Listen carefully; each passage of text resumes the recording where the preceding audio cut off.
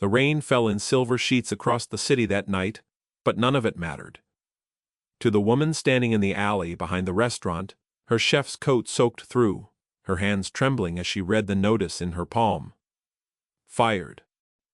After 6 years, for a crime she had not committed. She did not yet know that a black car was already turning the corner. She did not yet know that the man inside had been watching her for 11 months. And she certainly did not know that by the end of the following evening, she would be seated at a table of the most dangerous men in 3 countries, wearing a diamond that cost more than the building she had just been thrown out of.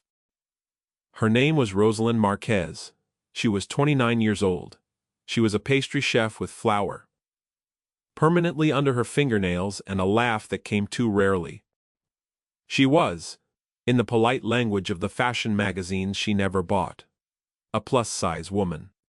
In her own honest language, she was a large woman with a soft round face, a heavy full figure, wide hips, and a broad soft torso that had been the target of every whispered cruelty since she was 12 years old. She had learned to make herself small in every way that mattered, except the one that everyone could see. 6 weeks earlier, on a Tuesday afternoon in early autumn, Rosalind had been kneading dough in the back kitchen of Villaggio Nero, the most exclusive restaurant on the eastern seaboard, when the executive chef pulled her aside and told her, quietly, that a private client had requested her personally to design the desserts for a Thursday evening tasting. She had blinked at him. Private clients did not request her. Private clients did not know her name. She was the one who stayed after everyone else went home, who braided the pastry that other chefs took credit for, who apologized to the walls when she bumped into them. The client, the chef said, had been very specific. Only her. No substitutions. And the payment for that single evening was 3 times her monthly salary. She had made the desserts. She had never seen the client. She had gone home that night to her 1-bedroom apartment above the laundromat, and had eaten cold soup standing over the sink, and had wondered for the first time in a long time whether something in her life was about to change. She had been right, but not in any way she could have imagined. The man who had requested her was named Dante Corvinus. He was 34 years old. He was, according to the newspapers that dared to print his name, the head of a shipping and investment conglomerate worth an estimated $40 billion. According to the newspapers that did not dare to print his name, he was something else entirely. He was the silent king. He was the man to whom 5 families across 2 continents paid tribute. He was the reason certain senators voted certain ways. He was the reason certain rivals disappeared from certain guest lists, and occasionally from certain lives. He was also, though no one on earth except one man knew it, hopelessly in love with a pastry chef who had never once looked him in the eye. Dante had first seen Rosalind 11 months earlier, on a wet Tuesday in November, when he had gone into Villaggio Nero for a lunch meeting with a Swiss banker and a Jew. The kitchen door had swung open at the wrong moment, and he had seen her, laughing at something. One of the dishwashers had said, flour on her cheek, a strand of dark hair escaping from beneath her cap. She had looked up and caught his eye for less than a second before the door swung shut again. He had not stopped thinking about her since. He had not approached her. He was not a man who approached.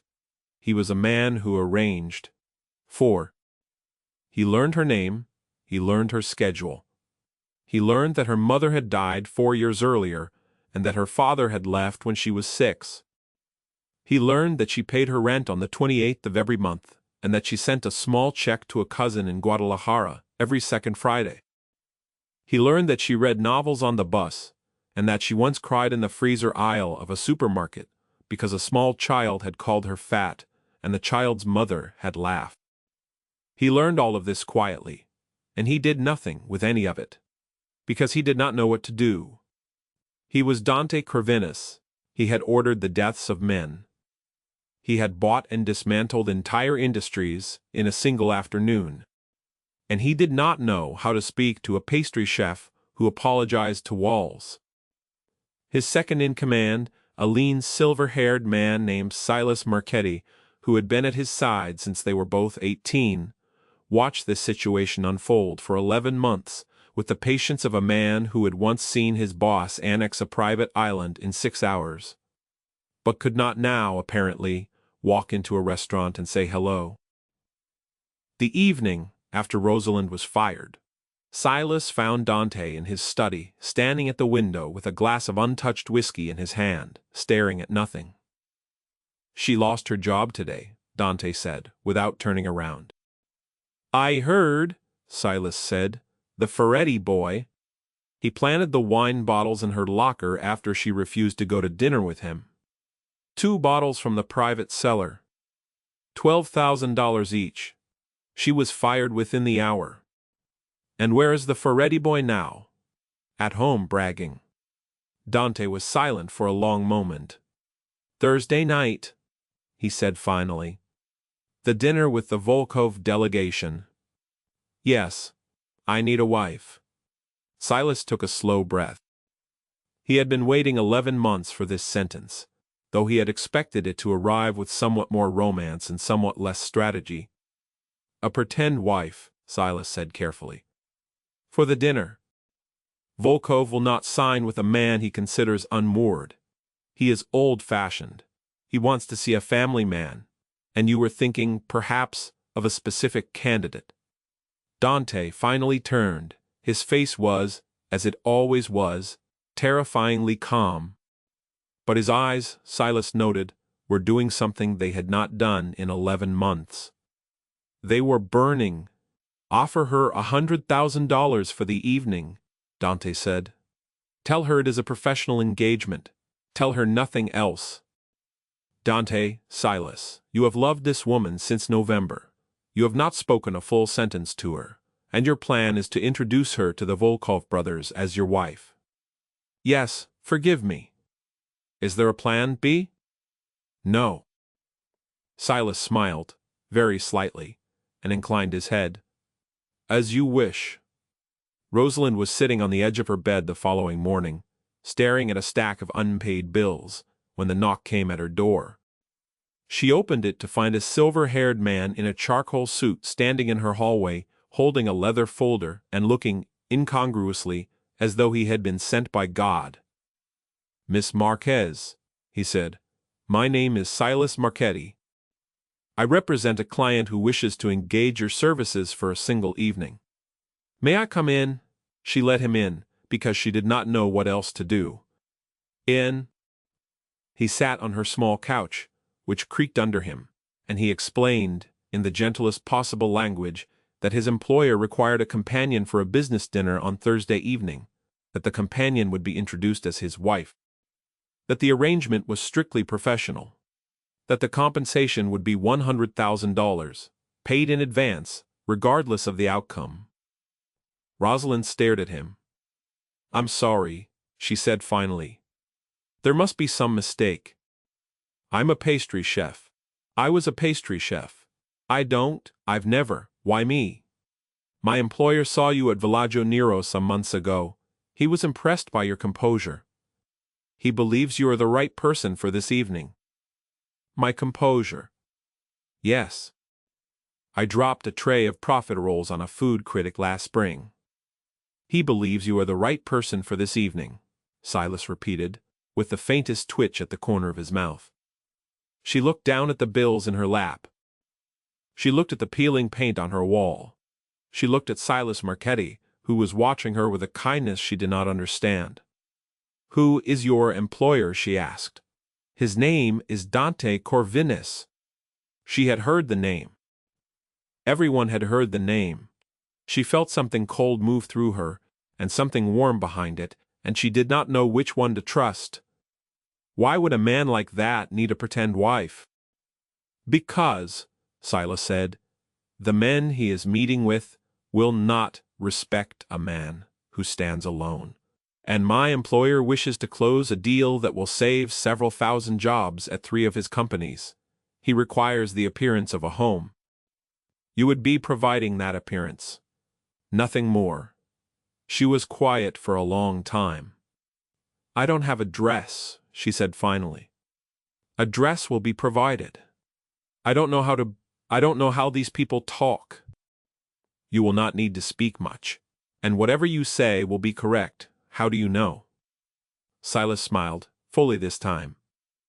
Because, he said, my employer has excellent instincts.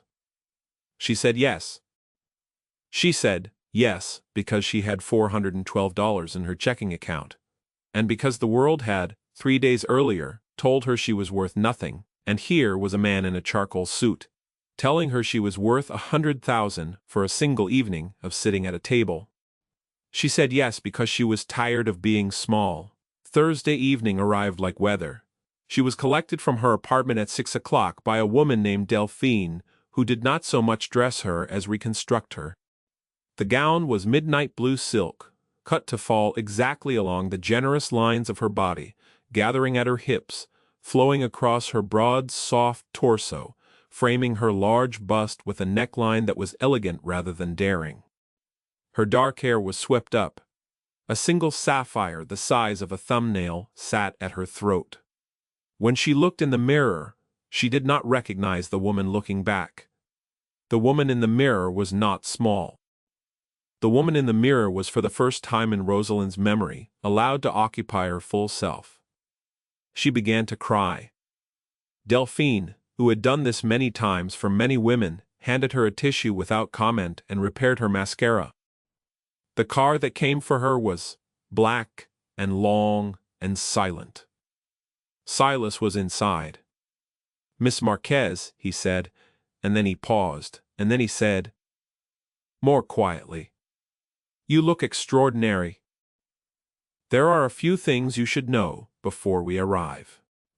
He explained on the drive that the dinner was with a Russian delegation, led by a man named Anatoly Volkov, who controlled a shipping network in the Black Sea that Dante wished to partner with, rather than absorb. That Anatoly was 71 years old and traditional, and would look for signs of a stable home life. That there would also be at the table a younger man named Kirill Volkov, Anatoly's nephew, who was ambitious and dangerous and whom Dante did not trust. That she should not, under any circumstances, allow Kirill to draw her into a private conversation. And your employer, she asked. What should I know about him? Silas considered her for a long moment. He is not what people say he is, he said finally. He is more, but not in the ways they mean. She did not understand that answer. She would eventually. The restaurant was called Aurelian. It occupied the top 3 floors of a tower that overlooked the harbor. She had walked past its entrance 100 times and had never once imagined she would set foot inside it. Dante was waiting for her in the private foyer. She saw him before he saw her, because he was reading something on his phone, and for a moment she was able to look at him without being looked at. He was tall. He was dressed in a black suit that had clearly been made for him, and only for him. His dark hair was combed back. His jaw was sharp enough to have been drawn with a ruler. He was in a word that she had always found ridiculous, but which now applied without any embarrassment at all, impossibly handsome. Then he looked up. She had thought, on the drive over, that she would be nervous when she saw him. She had thought she would fumble her words. She had thought she would apologize to him for existing, as she apologized to everyone. Instead, when his eyes met hers, something in her went very still. Senden. He crossed the foyer to her in 4 long strides. He stopped at exactly the correct distance. He did not touch her. He looked at her with an intensity that would have frightened her if she had understood it. Miss Marquez, he said. His voice was low and quiet and did not waste a single syllable. Thank you for coming. Thank you for asking, she said, and then she blushed, because it seemed like the wrong thing to say to a man who had paid her $100,000. The very faintest smile touched the corner of his mouth. There is a ring, he said. Sex was Barry. For the evening. May I? She held out her left hand, He slid the ring onto her finger. It was a single square-cut diamond on a platinum band, understated and enormous, and it fit her exactly. He looked at her for a beat too long. "I guessed," he said. He had not guessed. He offered her his arm. She took it. They walked together into the private dining room, and every head in that room turned. Anatoly Volkov was a broad-shouldered old man with white hair and pale blue eyes that had, at some point in a long life, been kind. He rose when she entered, and he took her hand and kissed the back of it, and he said, in accented English, "So this is the woman who has finally quieted the storm." She did not know what he meant. She smiled and thanked him. Pion. Kirill Volkov was 30-something, and thin and handsome in a way that made her skin crawl. He looked at her exactly the way Marco Ferretti had looked at her the night he had planted the wine bottles in her locker. Like he was calculating what she was worth and had already decided the answer. There were 4 others at the table. She did not remember their names later. She remembered only the food, which was beautiful, and the wine, which was too heavy. And the man beside her, who did not once during the entire evening let his knee stop touching hers under the tablecloth. She thought, at first, that this was part of the performance. She realized, halfway through the second course, that it was not. Because Dante did not perform. She had watched him for an hour by then, and she had understood that this was a man who never performed anything. He said what he meant, when he meant it. In the fewest possible words. He did not laugh at Anatoly's jokes unless they were funny. He did not soften his opinions. He did not pretend to agree with Kirill when Kirill offered an opinion that was clearly self-serving. He was the calmest and most terrifying person she had ever sat next to. And the knee against hers was not part of any script. It was just where he wanted his knee to be. Anatoly turned to her over the third course and asked, in his careful English, how she and Dante had met. She froze. They had not rehearsed this. Dante began to speak, but she found, to her own astonishment, that her voice arrived first. "He came into the restaurant where I worked," she said. "He ordered the tasting menu. He sent his compliments to the pastry chef. I came out to say thank you. And he did not say anything for a very long time. And then he said, 'The rosemary in the shortbread.' It was unexpected. And I said, 'Was it good unexpected or bad unexpected?' And he said, 'It was correct.'" She paused. She had made this up entirely. It had come out of her mouth as though someone else had written it. But Dante was looking at her with an expression she could not read. "And I thought," she continued more quietly, "that a man who uses the word correct to describe a shortbread is a man worth having dinner with." Anatoly Volkov threw back his head and laughed. It was a real laugh, a huge Russian laugh that filled the room. "Correct!" he roared. "Yes, this is a man who has met his match. Dante, my friend, you did not tell me your wife was a poet." "She is many things," Dante said quietly. "I discover more of them every day." His knee pressed very slightly against hers. She could not breathe. The evening moved on. The wine flowed. Anatoly grew warmer and warmer. Kirill grew colder and colder. And at some point during the 5th course, when Dante had risen to take a phone call, Kirill leaned across the table and spoke to her in a low voice. "Tell me something, Mrs. Corvinus," he said. "How much did he pay you?"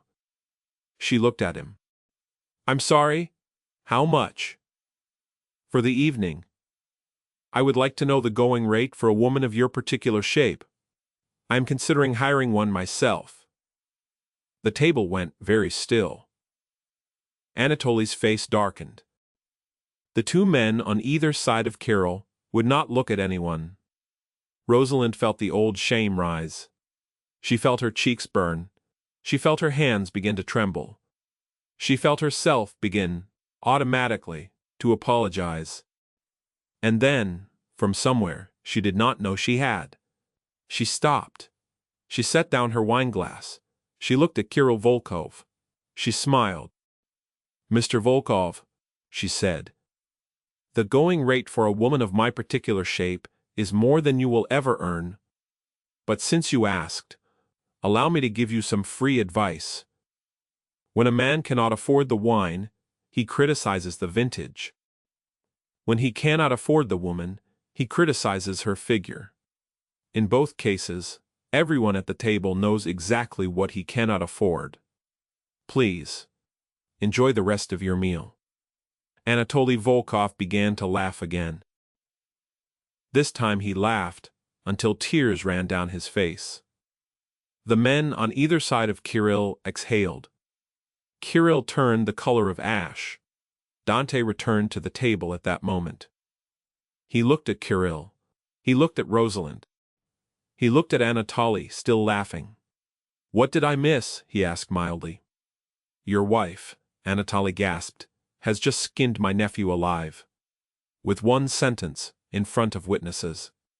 I want the contract signed tonight. Dante. Any man with a woman like this at his table is a man I trust with my ships." Dante sat down. He looked at Rosalind. His face did not change, but under the table his hand found hers and closed over it, and his thumb traced, once, very gently, across her knuckles. "I told you," he said quietly, and only to her, "I have excellent instincts." The contract was signed at 11:10. Anatoly Volkov embraced Dante like a brother and kissed Rosalind's hand for a second time and told her, in Russian and then in English, that she was welcome in his home for as long as she lived. Kirill left without saying goodbye. Dante and Rosalind rode down in the elevator alone. She was shaking. She did not know if it was from the wine, or from what she had said to Kirill, or from the fact that Dante's hand was still, somehow, in hers, and neither of them had let go. "I should not have spoken to him that way," she said. "I'm sorry. If it cost you the deal, it won the deal." "Oh, Rosalind." She looked up. He had never said her first name before. It sounded, in his mouth, like it had been waiting there for 11 months. "I need to tell you something," he said.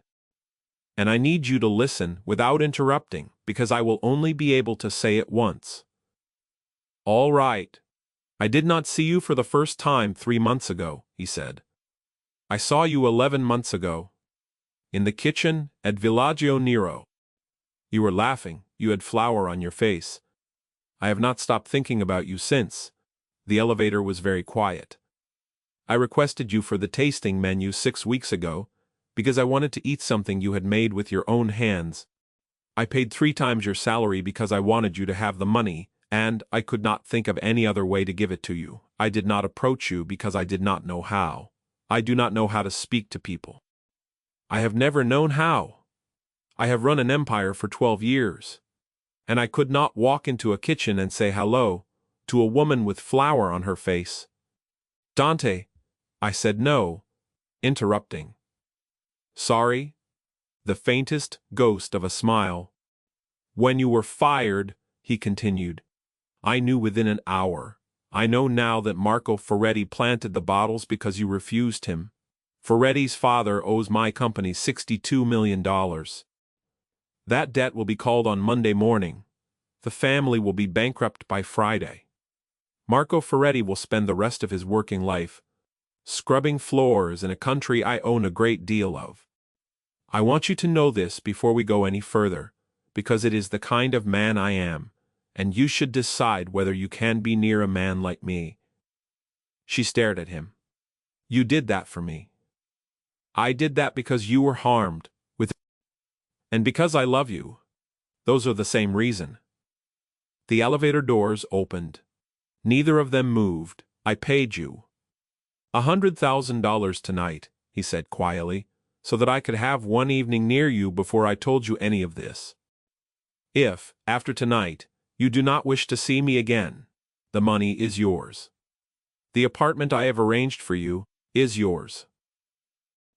There is a position waiting for you, as head pastry chef at any of 4 restaurants I own in this city, at whichever one you choose, and you will never see me at any of them if you do not wish to.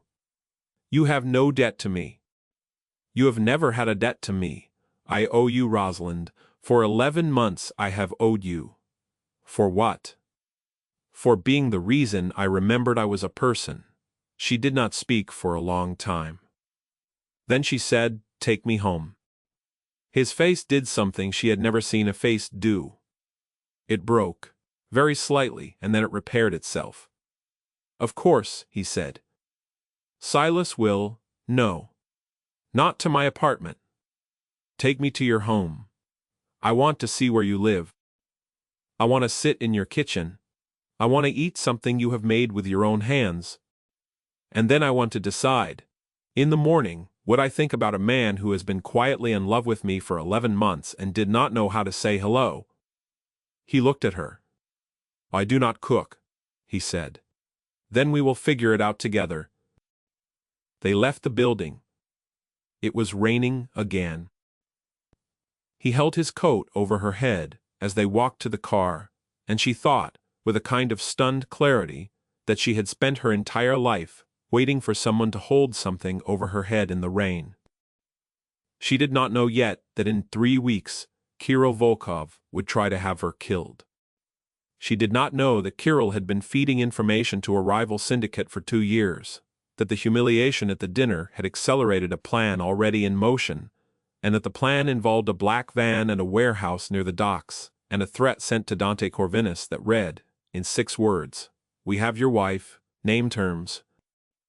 She did not know that when Dante received that message at 11:47 on a Tuesday morning, he would set down his coffee cup and would say to Silas Marchetti in the same calm voice he had used at the Volkov dinner, "Black Protocol."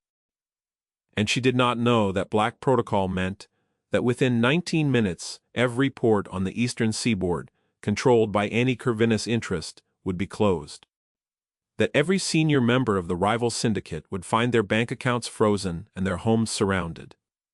That 6 helicopters would rise from 6 rooftops across the city with a single coordinated destination. That Dante Corvinus, who had not personally held a weapon in 8 years, would be in the first helicopter. She did not know any of this because she was at that moment tied to a chair in a warehouse near the docks, with a gag in her mouth and a bruise beginning to form on her cheek, and she was trying, with all the calmness she could gather, not to cry. Kirill was pacing in front of her. He had lost weight in the 3 weeks since the dinner. He looked, she thought distantly, like a man who had not slept. "He will come for you," Kirill said. "He will come himself, he cannot help it. And when he comes, my associates will kill him, and I will take his territories. And you, Mrs. Corvinus, you will be my consolation prize. I will keep you for a while, long enough to make my point. Then I will return you to your family, in whatever condition amuses me." She stared at him. She did not look away.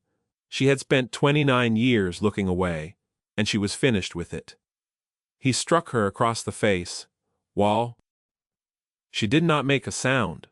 There were, she counted, 11 men in the warehouse, 6 with rifles, 3 with pistols, 2 by the door. At 12:29 in the afternoon, the roof of the warehouse came off. It did not come off in an explosion. It came off in a single coordinated cut, as though a surgeon had removed it, because the roof of that warehouse had been fitted with lifting rings by a Corvinus construction company 9 years earlier, when the property had briefly been in the family's hands, and Silas Marchetti had remembered this detail at 12:03 and had made a phone call. 6 ropes dropped through the opening. 6 men descended. They did not shout. They did not fire wildly. They moved through the warehouse with the discipline of surgeons. And within 90 seconds of the 11 armed men Kirill had brought, 8 were on the ground unconscious and 3 were on their knees with their hands behind their heads. Kirill was still standing. He had a pistol pressed against Rosalind's temple. The door at the far end of the warehouse opened. Dante walked in. He was alone. He was in the same black suit he had worn to the Volkov dinner. He was not armed. He walked across the warehouse floor with the same unhurried pace he had used to cross the foyer at Aurelian, and he stopped exactly 10 feet from Kirill and Rosalind. "Kirill," he said, "do not come any closer. I have not. I will kill her. You will not. If you kill her, you die in the next second. If you release her, you die in a courtroom over 10 years, watching your family lose everything they have. I am offering you the second option. Take it." Kirill's hand was shaking. Rosalind could feel the pistol vibrating against her temple. She looked at Dante. His eyes were on her. They were for the first time since she had known him not calm. They were burning the way they had been burning in his study 3 weeks earlier, when he had told Silas he needed a wife. She wanted, more than she had ever wanted anything, to tell him that she was all right. She could not speak, because of the gag. So she did the only thing she could think of. She winked at him. The corner of his mouth moved. Just barely, just for her. Then he said, still looking at her, "Now." Kirill did not know what now meant, because now was not addressed to him. Now was addressed to the seventh man who had come down through the roof, who had not been visible until this exact instant, who was positioned in the rafters, above and behind Kirill, and who fired one shot from a tranquilizer rifle that struck Kirill in the side of the neck. Kirill dropped. The pistol clattered to the floor. Rosalind flinched, but did not fall. Dante crossed the 10 feet between them in 2 strides. He was on his knees in front of her before she had fully understood that she was safe. He removed the gag with fingers that were, she noticed, shaking. He untied her hands. He touched her face where the bruise was beginning to bloom, and something in his expression changed in a way that made her deeply glad she was not Kirill Volkov. "I am sorry," he said. "I am so sorry. I should have anticipated this. I should have... Dante. I should have... Dante. I am all right." He looked at her. "You winked at me," he said. "I did. You were tied to a chair with a pistol against your head. And you winked at me. Well," she said, "I did not want you to worry." He made a sound that was almost a laugh, and almost a sob, and was in fact neither. And he pulled her into his chest, and he held her there for a long time, while his men, around them, quietly finished the work of taking the warehouse apart. Kirill Volkov was tried in a federal court 6 months later on charges of racketeering, conspiracy, attempted murder, kidnapping, and treason against the United States.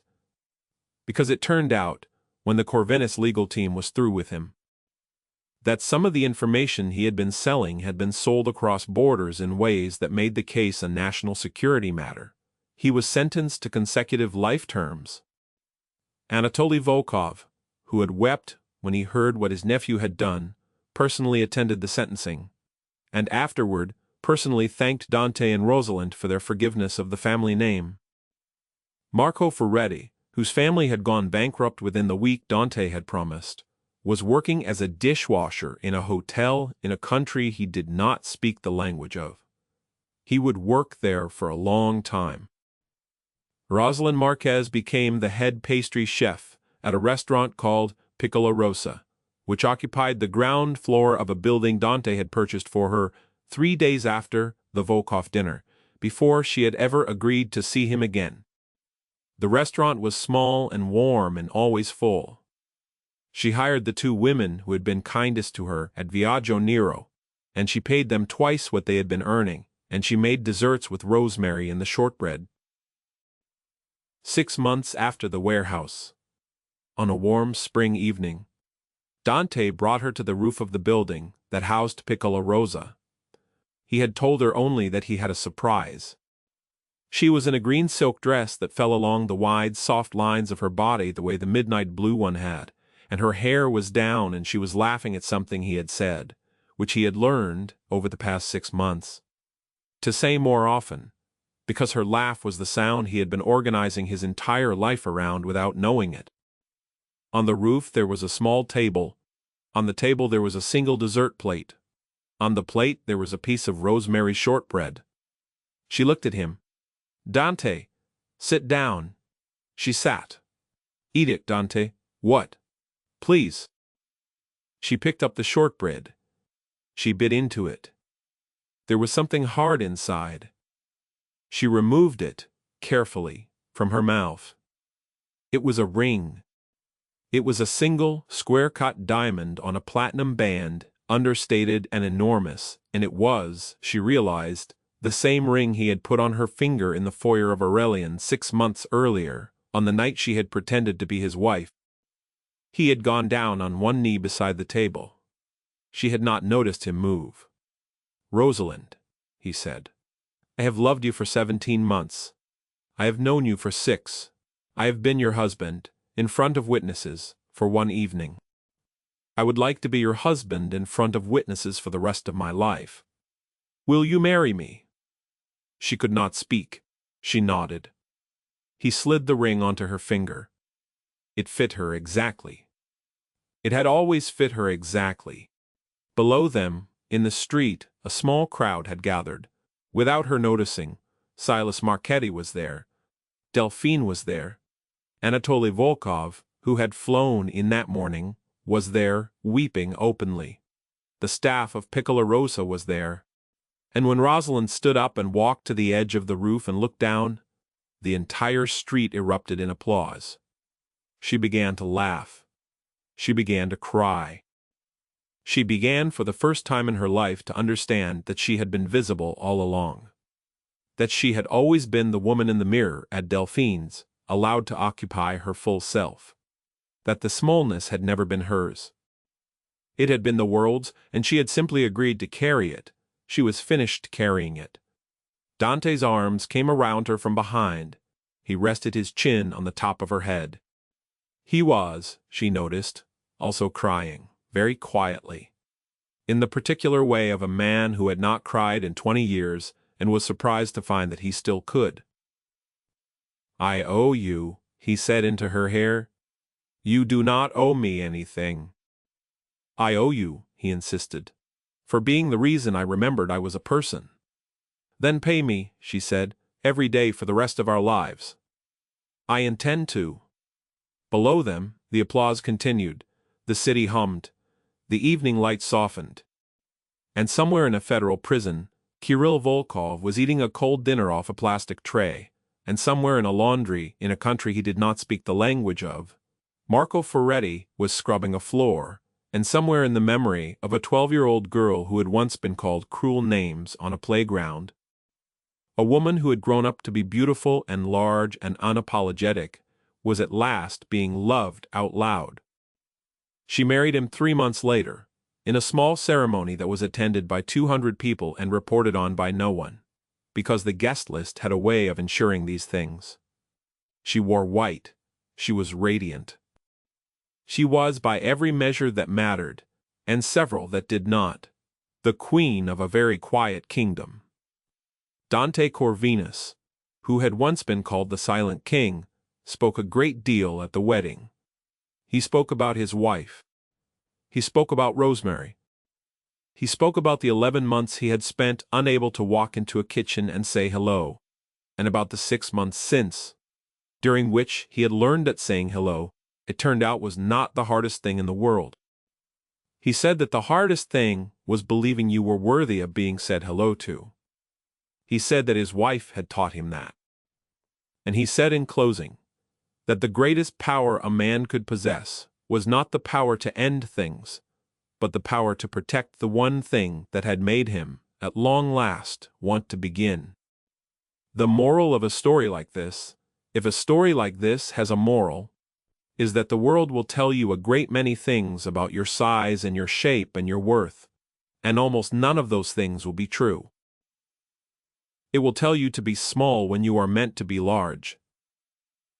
It will tell you to apologize when you are meant to speak. It will tell you to hide when you are meant to walk into a room in a midnight blue dress and skin a cruel man alive with a single sentence. Do not believe the world. The world is wrong about you. The world has been wrong about you for a long time. Somewhere out there, whether you know it or not, someone has been watching you laugh across a kitchen and has been unable to stop thinking about you since. Somewhere out there, someone is arranging their entire life around the sound of your voice. You do not have to make yourself small to be loved. You have never had to. You have always been exactly, terrifyingly, correctly the right size. And if a stranger in a charcoal suit ever knocks on your door and tells you that a man has been waiting 11 months to say hello, do not, for the love of everything, apologize. Put on the dress, take the ring, walk into the room. Own the night.